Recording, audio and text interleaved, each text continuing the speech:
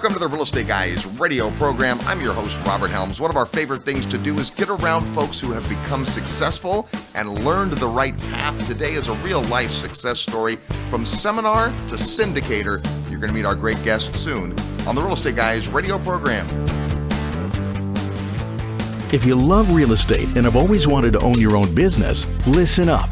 The Real Estate Guys and their panel of experts want to teach you how to go full-time fast in the real estate syndication business. These next few years may go down in history as one of the best times ever to acquire investment real estate. There are deals everywhere if you know where to look and how to assemble the resources. The Secrets of Successful Syndication seminar will show you how to make big money doing big deals from a team of experts that have syndicated projects totaling more than $1 billion. Don't wait for someone to give you a raise or create a job for you. Attend the Secrets of Successful Syndication and learn how to build a team, raise capital, find deals, and make full-time money in 6 months or less. Go to realestateguysradio.com and click on events. All the big players use syndication as a way to diversify risk, optimize profits, and earn big money. You can too. Go to realestateguysradio.com and click on events. Welcome to the Real Estate Guys radio program. I'm your host, Robert Helms. With us this week, as usual, co-host financial strategist Russell Gray. Hey, Robert. You know, we spend our time traveling around, meeting lots of folks, going to events. Some we host, some others, and we meet lots of real estate investors and aspiring real estate investors. And every now and then, we meet a guy or a gal who goes through the process and comes up on the other side a big winner. And usually there's a great story in there. Rarely is it, hey, everything just went well, you know, from the beginning till the end, and now I'm successful. There's always stuff that happens. And today, we're going to start kind of a new tradition at the Real Estate Guys, what we call real life lessons, a chance to meet folks who are doing the thing. Absolutely. And I think that's important, you know, case studies, things like that, lessons learned from everyday people. You know, we feature some of the most successful people in the world in real estate investing. You know, we have Ken McElroy come out quite a bit to our seminars and on the show, and he's great. And even though he started small, and he's a very relatable guy. He's just, you know, he's a very nice, approachable. He's not full of himself. He's happy to teach. He's a great guy, but he's had so much success. The little guy who's starting out is looking at that and they can't relate. Yeah. And so we thought, you know, how great would it be to find somebody who actually started out maybe in our audience or out there in the world somewhere, and they took that first step, because the key in any profession is you start out and you don't really know anything, but you have an interest, and then you go in and you begin to get educated, and then you begin to take the education that you've got and you begin to apply it in the real world, and you go through that iterative process of learning, and you work with people who become mentors to you, either overtly, people you hire to be your mentor, or people that you just end up working for or working with, and they train you and you learn by being around them, and you go through this evolution. And if you stay the path and don't fall subject to the shiny object, and I'm just saying, you know, when you're a young person, you're starting out and you're trying to figure yourself out. You go, I thought I'd be interested in this. I'm not. And that's okay. You bounce around a little bit. But at some point, you have to put your head down and you've got to say, you know what? This is the thing I want to do. I'm going to commit myself to do it. I'm going to go to work to do it. And come hell or high water, I'm going to be successful. And you do what you got to do. And that's really the secret. So, you know, we thought, let's find some of those people that are out there that have gone through that process and then ask them, what did you learn along the way? What worked? What didn't work? Where did you get stuck? How did you push through? Where are you at today and what's next? I mean, that's kind of the gist of the show. And so we're really, really excited about this one. Well, you mentioned case study, and we learn a lot when we look at a case study that's a deal. Hey, what was the acquisition price? What was the situation with the property? What work needed to be done? What was the budget? Then what really happened? Oh, we opened it up and we found this, or oh my gosh, the city came and did that. We learn a ton from that. And then we see 2 years later, here's the returns. They were better or they were worse than predicted. They never are exactly as predicted, right? That's the whole part of pro forma. And we can learn a lot. Well, today's case study is a case study on an investor, and you can learn a ton from the path someone else has taken. Every year in October, of course, we do Halloween horror stories, which are case studies of things that went wrong. In fact, our guest today has been on Halloween horror stories twice before. And that tells me he's doing something right if he's had that many things go wrong, because in real estate, you don't always make it work. You don't bat 1,000. Things go wrong and will continue in real estate. And so it takes a certain fortitude to stick with it. Yeah, I mean, it's just common sense. It doesn't feel like it when you're going through it, but no baseball player hits the ball every single time they're at bat. No basketball player sinks the shot every single time they take take a shot. Not every relationship works out. You don't just typically meet the first person that you go out on a date with, and that's your life partner for the rest of forever. I mean, you can go through example after example after example in the human experience. Is you're going to have ups and downs. And it's really your fortitude. It's really your commitment. It's your willingness to learn from what goes wrong. It's your humility. One thing I've learned about successful people, and I think our guest is right in this camp, is they're very curious. They're open. They ask questions. They're willing to be wrong. They're not afraid to act when they've made a decision. They trust their own judgment. So they listen to the information, they make a decision, they take an action. They don't want to make mistakes, but they understand that's kind of the nature of the beast. And then when they run into a problem, as Tom Hopkins taught me many, many years ago, changed my life, is I don't take that failure personally. It doesn't mean that I'm somehow inadequate or incapable. It just means that I tried something that didn't work, like Thomas Edison. I didn't fail. I just found 10,000 things that didn't work. And then ultimately, by not quitting, he found the filament that would work, and he gave us the electric light bulb, changed the world. And that's what fortitude and that's what stick-to-itiveness will do. And so when you get around people that exude that and you see them work through, and that's why we thought this series of shows that we'll do will be so enlightening for people and so inspiring for people, because they're going to hear that, hey, there's other people out there that have walked through this and they hit the wall, they went through whatever they went through, they stuck with it, they pushed through, and now they've had a degree of success, and they have a reason to think that they can continue to grow that success, because it's a habit. Once you learn that habit of learning, doing, iterating, and then going back out on the field and pushing again and taking it to another level, really, you have unlimited potential. And of course, you can learn vicariously through others, which is what we're excited about, bringing you some of these stories, the good, the bad, and the ugly. The gentleman you're about to meet, we first met in 2012. He joined us for the Investors Summit at Sea, and from there, went on a field trip to a market, and now is very, very active in that market. So when we come back, you're going to meet Mr. David Zook today on the Real Estate Guys radio program. Live nationwide. You're listening to the Real Estate Guys. Find out more at realestateguysradio.com. Hi, this is Patrick Donahoe, CEO of Paradigm Life. Wall Street and banks spend billions of dollars per year in advertising with the goal to convince you that they are the solution. But take a look around. None of their advice has worked. If you're listening to this, odds are pretty good that you're already a real estate investor, or at least becoming one. So why do you do it? Is it to hedge inflation, the tax benefits, or maybe it's to get your money away from Wall Street? It's because of these benefits and so many more that I created the Real Estate Investor's Guide to the Perpetual Wealth Strategy. When you combine successful real estate investing with the perpetual wealth strategy, you have the recipe for what has helped the wealthy to establish their financial well-being for decades. You can download the Real Estate Investor's Guide to the Perpetual Wealth Strategy today by clicking the Resources tab on the Real Estate Guys Radio homepage. Don't wait, go download it now. If you want to retire in the next 5 years or less through real estate, then please pay close attention. My name is Brad Sumrock, and I've taught thousands of my students how to replace their incomes, quit their jobs, and retire faster than they ever thought possible by not investing in single-family homes.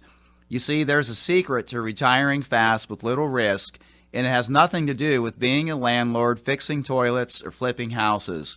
The secret is multi-family apartment buildings. Starting from scratch with zero experience, I managed to pocket over $1 million in cash and retire from my 17-year corporate job within 3 years of apartment investing. Now, this is not your typical no money down real estate training. We believe in smart, hard work for intelligent people. So if you're good with your finances, have a decent job, or saving your money, and you're looking for a change and getting out of the rat race, then investing in apartment buildings might just be the answer you've been looking for. Send an email right now to sumrock@realestateguysradio.com to get the details of my upcoming training event, and you'll also receive my free training webinar, Apartment Investing for Beginners. That's Sumrock, SUMROK, @realestateguysradio.com. Hello, this is Robert Kiyosaki. I'm the author of Rich Dad, Poor Dad. And if you're serious about learning how to invest in real estate, listen to the Real Estate Guys. They really know what they're talking about. Welcome back to the Real Estate Guys radio program, heard every weekend on this great radio station, all the time at realestateguysradio.com. And of course, your favorite podcast outlets. Oh my gosh, the downloads keep coming. We appreciate that. Our guest today is a successful real estate investor and syndicator, but when we met him, he was basically neither. Let's say hello to Mr. David Zook. How are you, Dave? Hi, Robert. Thanks for having me on. Absolutely. Well, we go back now quite a few years, and it's been great to watch your evolution, and we thought you'd be the perfect guy to kind of kick off this series of lessons learned in real life. When we met, you were interested in real estate for a very particular reason. I remember you said, well, here's why I'm interested in real estate. And it's not the same reason that everybody has. Why were you attracted to real estate investing? So I had a real tax problem. I came out of sort of a time in my life where I had built a couple businesses, and some of them were really successful. And one in particular was just a cash flow machine that didn't have a lot of depreciation benefit to it. And so through educating myself, getting around the right people, reading Rich Dad, Poor Dad, listening to you guys, and then eventually coming under the summit at sea and getting around those folks, I realized that although all my life I'd been taught that if you make a lot of money, you got to pay a lot of tax, I got to the point where I realized that wasn't necessarily true. So it was through that experience that I realized that real estate had a real tax shelter benefit to it, something that I didn't realize before. And so that was the real draw for me. I really got chased into the business because of a tax problem I had. So, Dave, we often say we don't let the tax tail wag the dog, but here was a tax issue you had, and through study, and you figured out, well, this is a thing I need to do, and now I better go get educated about real estate. And I remember you came on our Memphis field trip, and we do these field trips to markets to learn about them. And had you had your eye on Memphis up till then? Not at all. I was listening to you guys. There was some kind of a connection. I remember I downloaded the first show, and it was this kind of immediate connection that I had with you guys. And so I heard you talking about the different markets that you were doing field trips in. And it just happened to be that the next one, when I was ready, the next one coming up was Memphis. So I was very pleased with my experience at the Summit at Sea and the connections that I made there. And I thought, well, you know what? I'm just going to continue that education and join you guys in the Memphis field trip. And that's where it all started. So before we get to what you've done in Memphis, we talk a lot about the field trips when there's one on the calendar, and there's always seems to be one on the calendar, and you've been to several of them now. From your perspective, what is the advantage to going in and kicking the dirt, learning about a market before you're committed to a property? Well, the number one thing for me was not only the education on the market, but really getting introduced to the right teams. So after being around you guys and being introduced to some folks in your networks, I got this sort of feeling that the guys that I was being introduced to were just really good guys. So I figured what better way to not only go learn about the market, but also get hooked up with the right teams in that market. So that was a big one for me. Yeah, in every market we go into, we search for what we call providers. Those are folks that can help people live out education for effective action. And they might be real estate brokers or developers or turnkey operators. In this case, a commercial real estate broker we'd really enjoyed for a long time. And now you know why, because you've worked with Steve for quite a while. But let's take folks through, because you started investing in your own account. And before long, you figured out that there was an opportunity to bring other people along and jumped into syndication. But not everyone listening is interested in syndicating, but everyone listening is probably wanting to figure out, how do you get into investment? So you came with a tax issue. You found a market that seemed good. What happened next? Yeah, so it's interesting. You know how when something kind of burns in your mind, you and I had only met like one or two times before this, and so I was at the New Orleans investment conference. I remember I was on the phone and you walked by, and it was kind of that moment like, wow, this is the guy that hooked me up with the team that I'm now doing my very first deal with in Memphis. And I was on the phone with Steve. So we were doing our very first deal, which was a 92-unit building. So we went down that path, did a 92-unit deal with a client of Steve's. So we partnered on a deal. Steve made the connection there.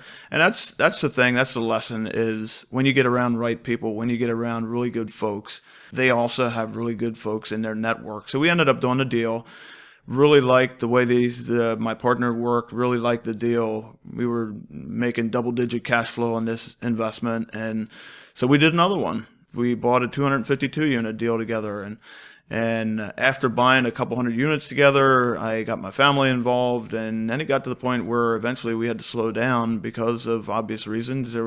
Cash was getting low, It was then that you guys were talking about syndication. I got invited to sit on a board of a local bank startup, and I heard the conversations about people who were invested in CDs, and at the time they were making like 0.02% or something like that. Being around you guys, hearing about the syndication thing, and then getting around that kind of talk, I was like, man, surely there's some way we can connect the dots here between what we're doing and making double digits in the multifamily space and what they were doing in CDs. And so there was kind of defining moments in my life where kind of I was able to connect the dots, and it was about getting around the right people and then seeing the opportunity in the marketplace. Well, it's interesting when you think about, hey, I'm going to bring my brother, my dad, I'm going to bring my family along. You weren't thinking real estate syndication. You're thinking, well, this is working for me, and I'm going to bring some people along, and then you do that, and that works, and then you have friends, and through conversation, it's like, hey, what are you doing? Hey, I'd be interested. And before long, it's like, wow, there is capital out there that needs to be put to work.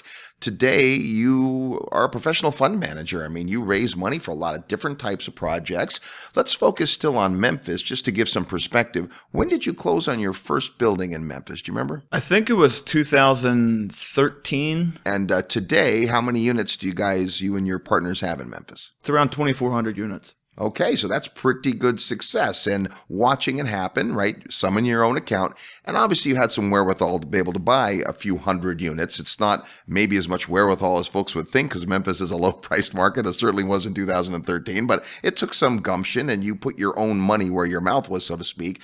And then you become comfortable telling the story. So how was that first part of going out and soliciting funds from investors, people you knew, talking the story, being able to show them that it was okay if they did, okay if they didn't? Talk about that first part of getting people involved. Well, it was incredibly scary to me. I had never asked anybody for money before. And the other thing was I wasn't known in the community as the real estate guy. So that was sort of, I think it was sort of a psychological barrier that I put there myself.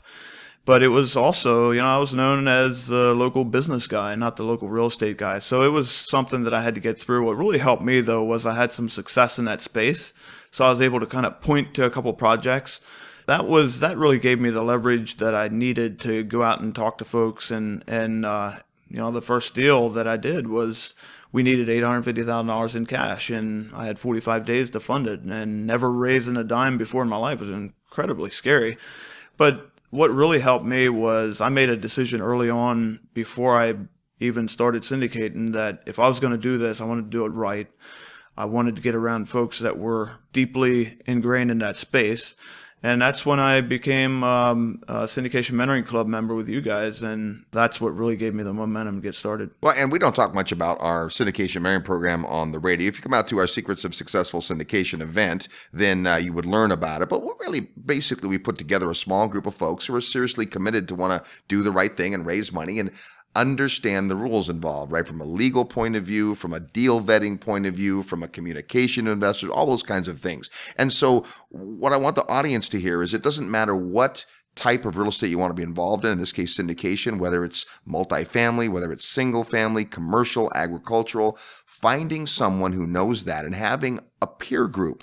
Real estate can be a lonely business of lone eagle mavericks who go out there and find deals, and team building is critical. And we've watched you build a great team. You've already given us a couple of examples of ways you form joint ventures, strategic alliances, but you also take that approach with investors. It's more like a partnership, not from the legal point of view, but making sure that they're in line, that it makes sense for them and for you. Talk about how you vet an investor in your project. It's a little bit different now than it was at first, where I was just going out to my local community, people that knew me. Anymore, I get emails from different folks, maybe friends of friends, or somebody's heard me on a podcast or seen me speak somewhere. But the number one thing for me is I don't want to just unload a deal on someone that is open and available at the time. I want to learn what the investor's goals and objectives are. I want to get to know that investor and make sure that our goals are aligned so that I don't put them in a deal that doesn't make sense for them. Yeah, that's so critical, so important. We always teach it's never about you. It's always about them. You came into the business for a need. It worked for you. You took the time and the diligence to figure it out. And now you have some experience. And you made a great point about the way people know you. And we talked about this. In fact, a few weeks ago, we had our syndication seminar and you were gracious enough to come up and be one of our evidence of success stories, right? We kind of had a short version of this conversation then, but you get to the point where you want to be able to bring people along, but it has to be right for them. You've got your need. You've got your deal that has to be funded in 45 days. But if it's not right for the person, if it's not a match in terms of timeline or expected return or how long they're going to be in the deal, then it's very tempting to take the money. But I've watched you learn front and center that you can say no to money. And that's hard at first, but it's necessary as your business grows for sure.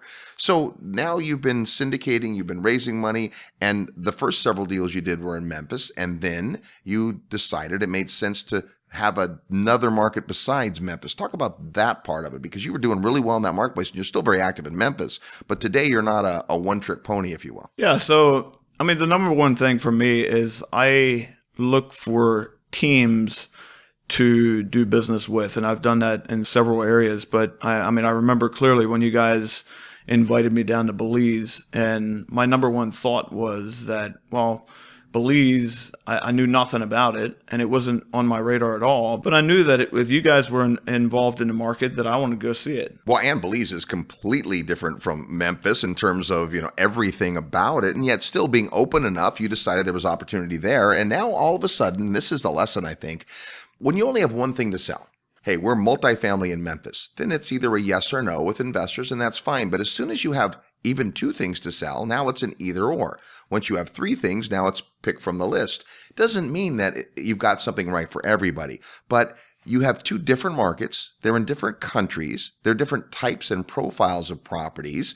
They're different exit strategies and hold strategies. So now all of a sudden, you're not just the Memphis apartment guy. You're the syndicator into real estate opportunity guy. Yeah, and I was smart enough to figure out that I did not have a lot of the answers. Like I said earlier, I wasn't the real estate guy. I was the business guy. So I knew that to accelerate my success, I had to get around the right people that were ingrained in that space and that really knew what they were doing in that space. So being able to align myself with the right people has been a big part of my success in this space. Now, it's easy to gather from what we've heard so far that, hey, everything's roses. But of course, folks may remember that you've had 2 Halloween horror stories with us, which means you've learned there. Things haven't always been rosy. This is a path that takes a lot of fortitude and a lot of work. And I can remember a time not that long ago where you were throwing up your hands going, man, I can't seem to raise money. I've hit a wall. Talk us through that part of it, when you get stuck. Yeah, well, I think, and I clearly remember the time as well. I remember laying in bed one night and I'm thinking to myself, why am I doing this? I've got successful business. I don't need to do this from a financial perspective. But I knew in the back of my mind, I knew that it was something that I wanted to do. It was something that I would love doing. It was something that, I love people. I love doing deals. And so I knew it was a natural fit for me. So I got on our monthly call with the mentoring club and I threw it out to the guys and I said, look, I'm hitting this brick wall. I've kind of exhausted my network and I was trying to reach outside of my initial network to get my momentum back. And also I didn't realize at the time that it was slow season. It was around the holidays. It was Christmas and New Year's. And so I didn't realize that this was kind of a somewhat cyclical time of year. And I was tempted to throw in the towel. But again, it was about being around the right folks. I was in the mentoring club, got some advice that I was able to really put to work. And it wasn't long after that I was able to break through that barrier and I got my momentum back. Yeah, you sure did. And we'll talk about all that when we come back. But one of the key parts that you just said is you did the work. It's one thing to get over it emotionally, but then you have to stick to the plan. And it does take work, but as you'll see shortly, it's worth it on the other side. We'll continue our conversation with Dave when we come back. We'll also play real estate trivia next. You're tuned to the Real Estate Guys radio program. I'm your host, Robert Helms. Real estate investment advice right in your mailbox. Sign up for the free Real Estate Guys newsletter at realestateguysradio.com.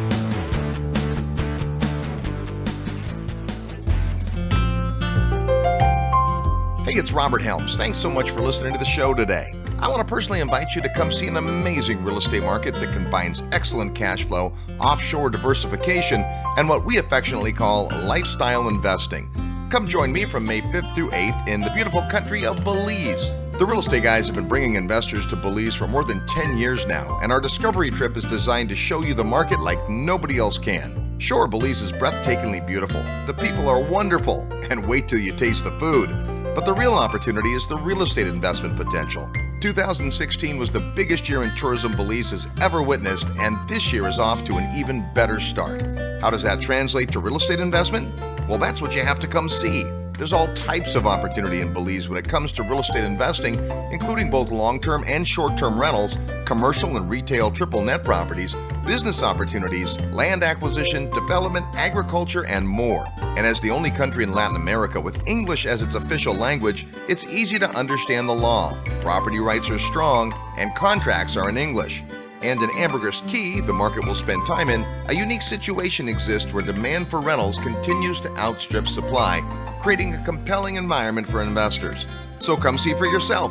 Join me May 5th through 8th in Ambergris Caye, Belize as we study the market, learn about the sustainable drivers, and tour lots of beautiful real estate.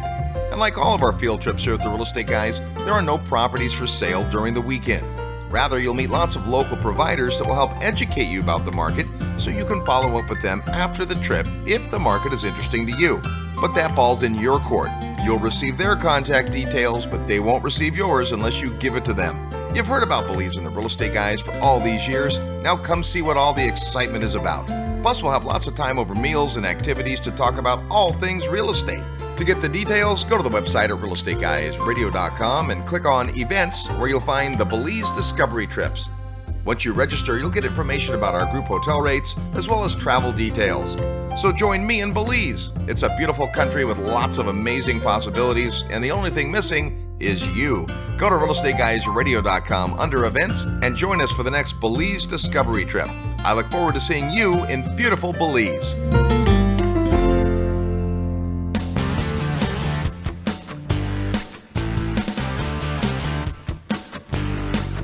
Hi, I'm Mark Victor Hans. You're listening to The Real Estate Guys. If you want to expand your consciousness, expand your wealth, expand your future, and have more delight and excite in your future than in your past, keep listening to The Real Estate Guys. Welcome back to the Real Estate Guys radio program. Thanks for tuning into the show. Tell a friend about the Real Estate Guys. It's real life lessons this week. We're talking with Dave Zook about going from a guy attending seminars to now syndicating, as you'll soon hear, tens of millions of dollars. Before we get back to our interview with Dave, it's time to play real estate trivia. That's your chance to win a prize by knowing today's real estate trivia question. In just a minute, I'm going to give you a question that's something to do with Memphis, Tennessee, the market that Dave started in. As soon as you hear the question or know the answer, send us an email to trivia@realestateguysradio.com. Trivia@realestateguysradio.com with your name, the answer to the question, and your physical mailing address. Because if you're the winner, we're going to send you a really cool book of quotes called Whatever You Are, Be a Good One by Lisa Congdon. It's an illustrated book of really fun quotes. You're going to dig it.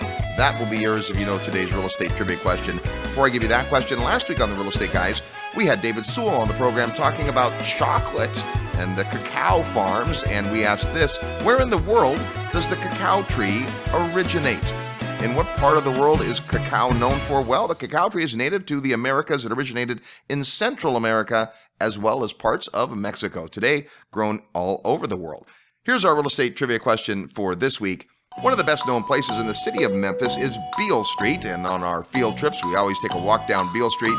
That's where the father of the blues wrote and played his music. In fact, there is a statue of him in a park named for him on Beale Street. Who was the father of the blues? Who are we talking about when we say the Memphis father of the blues? If you know or want to take a guess, send your best guess to trivia@realestateguysradio.com. Include your name, your mailing address, and you'll get a copy of Whatever You Are, Be a Good One. That's today's real estate trivia question. We're talking with David Zook. He is an investor and syndicator. And Dave, now it's been since 2013 you've been investing in Memphis, and then shortly after that in Belize. Today you continue to look for new opportunities and projects and meet investors. And how much capital have you raised as a syndicator? It's around $26 million so far. Wow. Well, congratulations. That's a bunch. And what that means isn't just, wow, that's great for Dave and his investors. It means that there's $26 million worth of investment capital that has been wrestled out of the places that sometimes it goes and may or may not be as trustworthy. We have a lot of folks today that aren't sure that maybe bankers and Wall Street and hedge funds and those folks aren't exactly the right choice for them. And so really what syndication does is it gives folks a chance to invest in Main Street, we like to say. Talk about the first time you were able to send a check back to your investors and what that was like. Oh, it was so much fun, and it still is. You know, the most gratifying experience in this whole deal is once a quarter I get to send checks out to my investors, and when you can over deliver what you projected, it's even more fun. And it's and even above and beyond delivering the goods, delivering the checks, I've got relationships with people in my county. I've got relationships with people all over the United States that I wouldn't have had it not been for getting into this business. Yeah, it is a great way to expand your network, a way to do more deals, to get exposed to folks. And also, as you have attracted more and more investors, I've just noticed that you started to work with kind of a higher caliber of investor. And, no disrespect to anybody who isn't at the level that yet, but you're able to talk to wealthier people. You're able to raise your minimums.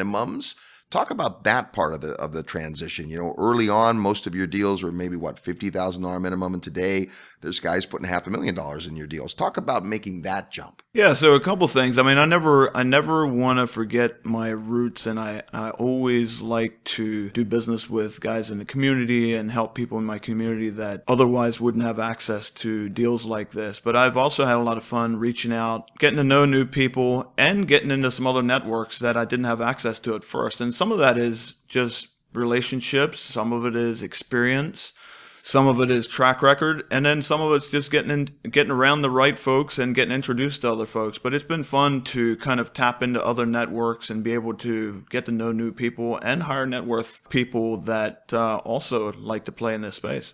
If you decide you want to get into syndication, then one of the things we always counsel people about is the wall. You spoke about the exact thing. I've run out of my warm network. People that already know me, and I've talked to them, and now who do I talk to? And it's been great watching you break through that and to be able to approach new folks, new networks of folks, and giving value, not just asking, hey, do you want to invest in my deal, right? Because it's always a two-way street.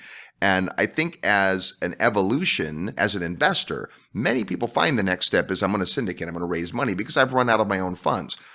However, the vast majority of people only invest in their own account. And for some of them, hey, buying an individual property is awesome.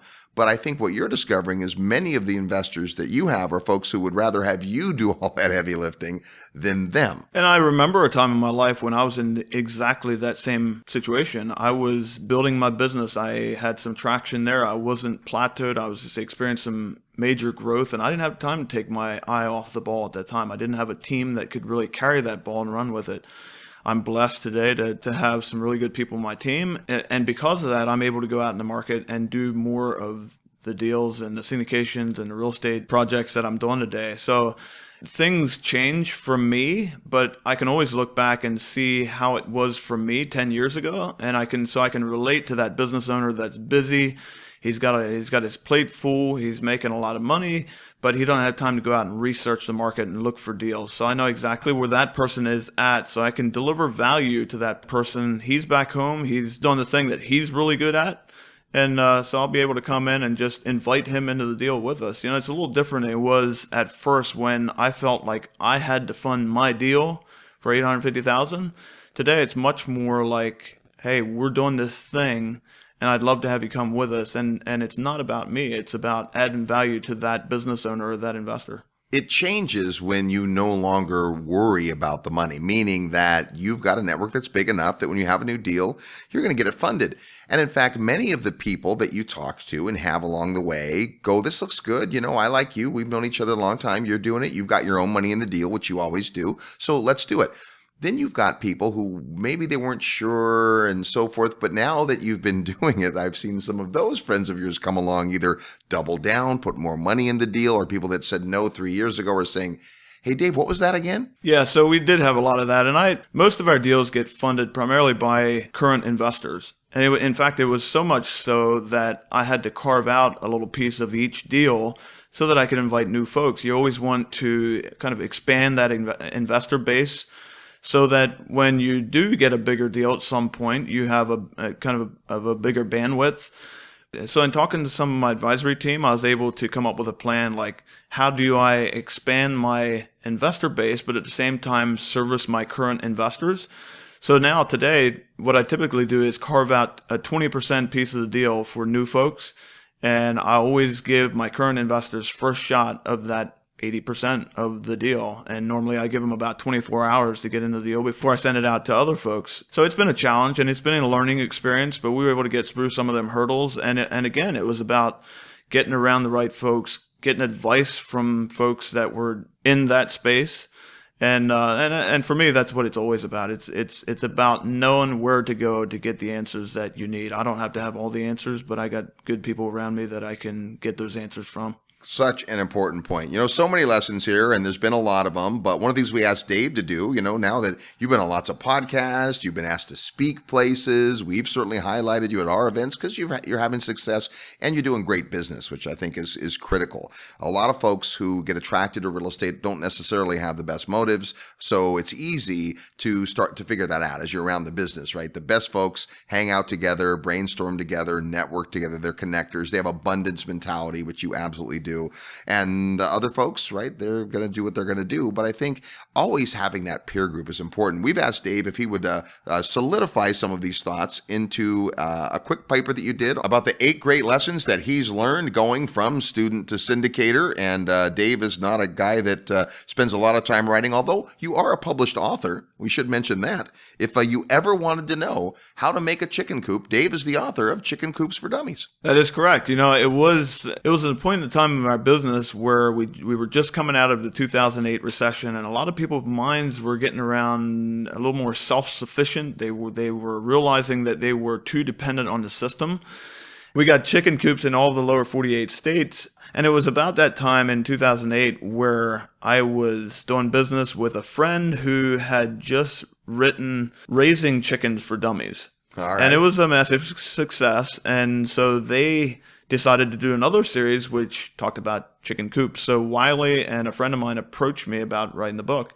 It was a good experience to go through, but I decided it wasn't something that I wanted to focus the rest of my life doing. Well, at the same time, at your heart, you definitely are a teacher because I watch you mentor folks in just conversations. You're now doing presentations and webinars for folks. And so we've asked Dave to call on those past writing skills and come up with this quick paper he put together on 8 real life lessons that he's learned in going through this process. And so if you're interested in that, we'll tell you how to get that quick little paper. And what also we'll do is give you Dave's contact information. So you may be interested because you're in the same kind of path. Hey, I want to become Dave Zook. Or if you're interested in what you guys are doing and maybe you want to come alongside Dave and invest, that also could be a great way to do it. I mean, you've been out there raising money for your own deals. You've actually helped us raise money on some of our deals. You're always meeting new people. So if you're a passive investor and you'd like to put some money to work, I can't think of a much better guy to do that with. Dave, before we're out of here, you have had great success and you've raised a ton of money. And I watch the business you're doing and the caliber of business and people, and it's awesome.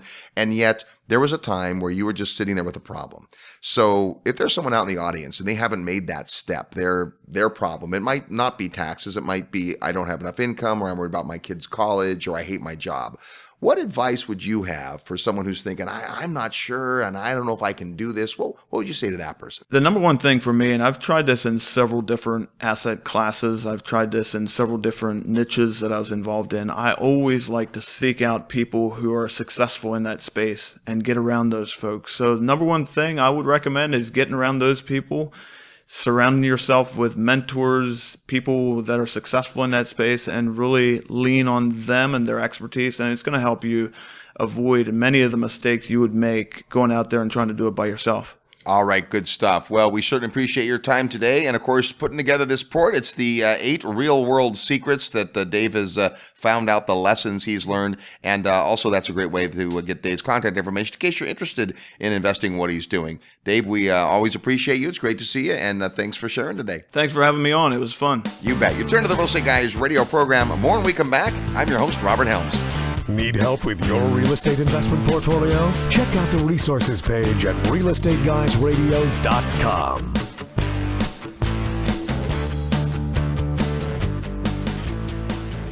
Dreaming of fast profits, flipping houses, or enjoying massive streams of passive income, but not sure where to start? Discover Red Hot Dallas, Texas, and one of the premier turnkey property providers in the nation. Attend American Real Estate Investments Property Tour and Workshop April 21st through the 23rd. See firsthand what makes the Dallas market so strong. Meet a great team of dedicated acquisition specialists, property managers, and financing sources. Tour a variety of properties in various stages of renovation, including some available right now.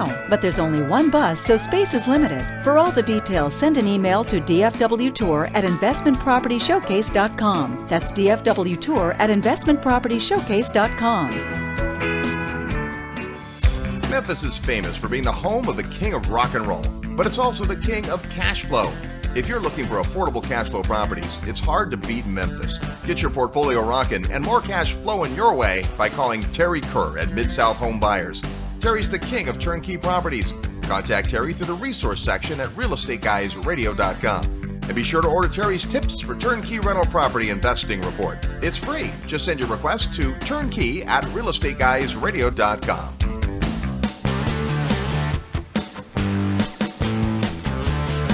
Hi, this is Bill Bonner. I'm author of Hormageddon, and I'm the publisher at Agora, where we publish more than 2.5 million readers around the world with the Real Estate Guys. And welcome back to the Real Estate Guys radio program. It's hard to believe, but our 20th year of broadcast. Amazing, amazing story from David Zook. Yeah, absolutely. You know, it's always gratifying when you're putting your content out in the world. As our voices are sitting here going into the microphones, you know, on the other end of this, really, it just blows my mind. Are tens of thousands, hundreds of thousands of people listening. And you just never know when you're putting that out there what's going to happen. And when someone comes through the process of clawing their way through cyberspace and comes into the real world, where we get a chance to meet them at a field trip, at a seminar, on the summit at sea, in Dave's case, however we get a chance to get to know them, it's just so exciting when you look in their eyes and you hear them ask their questions and they share with you why they listen to the show, what they enjoy about the show, what they're hoping to achieve. And, you know, our motto forever has been education for effective action. So our litmus test, the way we measure if what we do is worth doing, we get up every day and work and do what we do, is then when we see people like Dave who go from being a student to actually being successful, either as an individual investor in Dave's case, taking his individual investing expertise and then immediately turning around and sharing that with larger groups of people. One of the things that really stood out to me in what he said is when he made that flip, you know, the very beginning, it was like, hey, I need $850,000 to do my deal. And when you flip it over and you go, you know what? There's $850,000 out there that need my deal. It's a very different mindset. The business gets so much easier when you take your emphasis off of what you need and you put it on what you're doing can help other people. And of course, Dave identified quickly with the busy small business owners out there, guys just like him. That's typically what happens. Whatever you're doing, wherever you're at, you know, if you're a type of person that makes a decent amount of money or has a little bit of savings or capital or a good income, you know, you're frustrated. You're busy doing whatever it is you're doing and you're putting food on the table and maybe you're throwing up a little bit of money, but, you know, you want to accelerate your wealth. And there are people out there like Dave who dedicate themselves to figuring out how can I go find great deals? And more importantly, and I think probably the overarching theme, is how do I go out and build great teams? How do I go find the right people and surround myself with the right people so I can execute on a high level and a big level and bring more people along for the ride? You know, it's interesting. The first story he told when he came on the Investor Summit, he had read Rich Dad Poor Dad. He was studying the fact that real estate could be a good tax break. And that very week, he met Robert Kiyosaki. He got to sit with Tom Wheelwright. Ken McElroy was there. Talk about a great environment to hang out. So I think part of it is, you know, Woody Allen said 80% of life is just showing up. Yeah. There's only so much you can learn sitting in your cubicle or on the treadmill listening to podcasts. At some point, you got to get out and meet people. How many times did Dave talk about meeting the right people, getting around the right people? That's not happening in your living room. Yeah. I mean, we put so much emphasis on it. And I think really for especially the younger generation, human beings are social by nature, and I get that, but trust, is built, having human contact, human relationships. But there's also the water cooler effect. Even we have a lot of people who work virtually today, and, they have the water cooler interaction with their dog or the neighbor, but nobody that they can really collaborate on in business. Everything is scheduled. You've got a meeting or a Google Hangout or a conference call or whatever, and you have a very scripted, structured agenda. Hey, this is what we got to get done. We get in, we get out. And you just don't have those like random opportunities where you just end up in a conversation completely unscripted, completely unplanned. So that's why we're such huge advocates of getting out. We create environments like that. We encourage people. We promote other people who are putting together environments like that. And I think that for Dave, that's what ended up happening. You've got to put yourself in a position to have an unscripted event. And you don't get lucky by plan. You get lucky by putting yourself in a position to get lucky. And you can't ever, there's no guarantee. There's no guarantee in entrepreneurship that you're going to meet the right person. But I can guarantee you that if you stay sitting at home, locked in your bedroom, they're not coming over to your house. They're out in the real world. And that's where you got to go. Luck is when preparation meets opportunity. And Dave is sure a lucky guy. Hey, great to have him on the program. He's put together this great little paper, and it's called The 8 Real World Lessons that he's learned from what he's done. And if you want those lessons, all you have to do is send an email to 8. That's 8, EIGHT. Or you know what? Be lazy. Put the number 8 in. Either way, 8 at realestateguysradio.com. And that'll also give you contact information for Dave. So if you want to reach out, you're welcome to. Find out what he's doing. Get a copy of some of his past deals so you can look over the kind of stuff he does. He does great business. Hey, we mentioned Memphis. We also mentioned Belize. If you want to come check out Belize, the Real Estate Guys' next field trip is to the beautiful country of Belize. It takes place in May. You can get all the details on our website at realestateguysradio.com. We'd also love to get your feedback on our website if you enjoyed today's show. Do we want to do more of these? We're thinking we're going to get some more real life lessons from talking to investors and kind of learn their pathway. If you enjoyed the show, let us know. Either way, next week on the show, we've got a great program for you. Until then, go out and make some equity happen. This episode of the Real Estate Guys radio show is brought to you by Paradigm Life. Powerful cash management strategies using life insurance. Learn more at beyourbank.com. Mid-South Home Buyers, low-cost, turnkey cash flow properties in Memphis, Tennessee. Corporate Direct, asset protection strategies for real estate investors from attorney and Rich Dad advisor Garrett Sutton. Find these and other great companies under the Resources tab at realestateguysradio.com. To learn how you can expose your product or service to the Real Estate Guys audience, call 888-489-7723 extension 4. That's 888-489-7723 extension 4. Or use the feedback page at realestateguysradio.com. Thanks for listening, and we'll see you next week right here on the Real Estate Guys Radio Show.